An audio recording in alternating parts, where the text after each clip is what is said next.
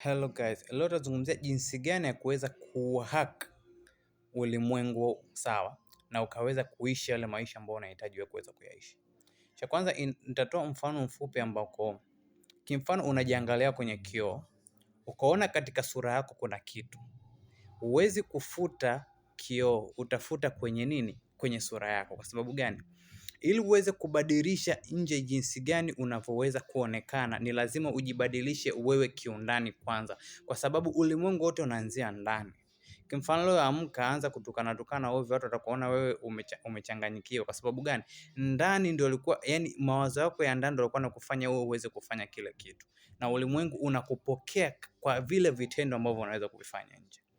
Sama people. Kwa leo tutazungumzia miulimwengu mitatu. Tutazungumzia 3D dimension, tutazungumzia 4D, okay? Alafu tutaenda kwenye 5D. Tukija kwenye 3D, 3D ni kile kitu ambacho unaweza kukigusa. Ni yale matendo unayoyafanya ambayo watu wanaweza kukuona. Sawa. Alafu tukija kwenye 4D, 4D ndio zile core beliefs, vile vitu ambavyo unavyoviamini ndio vinasababisha wewe uweze kuonekana fulani katika ulimwengu wako wa 3D. Sawa. Maana ukija 4D tunakuja kwenye fikra, sawa. Alafu tukija kwenye 5D tunakuja kwenye quantum field ambako pale kwamba kila kitu kinawezekana. Sawa.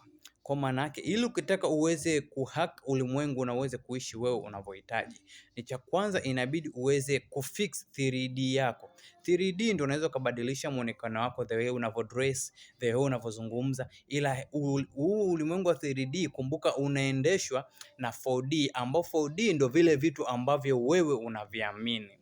Vile vitu ambavyo ulivyoaminishwa, kwa mfano labda usile kitu fulani kitakusababishia madhara fulani. Sawa. Maana yake kwenye vitu unavyoviamini sio vyote unavyoviamini ni vya kwako wewe, ama kwamba wewe kiukweli uviwezi, ama wewe hauko hivyo. Kwa sababu hivyo vitu mara nyingi sawa unaweza kukutana, okay, twende hivi. Mtu akakwambia science ngumu, haimaanishi hadi kwako wewe ni science ni ngumu. Kwake yeye, kwa imani yake yeye ndio aliona ngumu. Labda umezaliwa katika familia ya watoto wa kike hawatakiwi kusoma, si ndio? Maana yake hata wewe ukizaliwa una elimu yako vizuri, kwa sababu ya imani zao, na wewe watataka tena usifanyaje? Usiweze kusoma. Sawa. Kwa maana yake inabidi utoke katika ulimwengu wa kwamba vitu fulani mimi siwezi kuvifanya. Zile imani ambazo ni potofu, imani za ukosefu, sawa, ndio ambavyo inabidi wewe uweze kuji-attach, uweze kujitoa pale.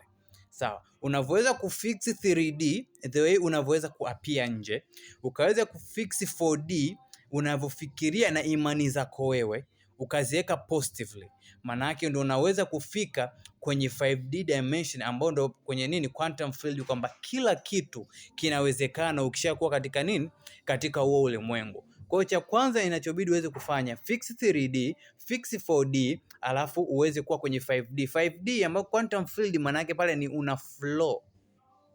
Haimaanishi kwamba vikwazo vitakuwepo, ila utoviona kama vikwazo, utaona kama ngazi ya kuweza kufika sehemu fulani. Labda kuna njia fulani ya kuweza kufika Tandika hii, ila maana yake njia imefungwa, haitomaanisha mimi nitashindwa kufika Tandika.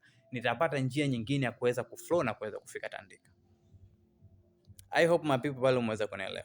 Kwa hiyo ili ukitaka uweze kuhack ulimwengu na uweze kuishi unavyotaka wewe, cha kwanza control flow na 3D dimension yako. Kimfano nikwambia kucontrol, maana yake kimfano unaweza kusema una nguo 3 ila unataka uweze kuapia smart.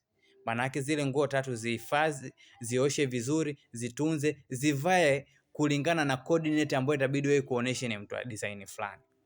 Manake hautumii nguvu ila unakuwa una flow.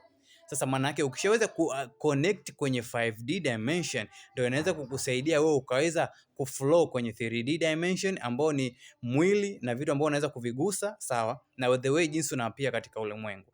Na utaweza pia kuflow kwenye 4D dimension.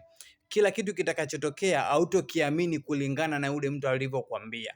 Utakichanganua na kutafuta maana yako wewe kwa jinsi unavyoona wewe unaweza ukaflow vipi. Okay my people. Maana yake ndo hapo sasa unapokuwa unaweza kuingia kwenye 5D dimension, quantum field, like everything kishafanyika na kinafanyika na kina flow at the same time.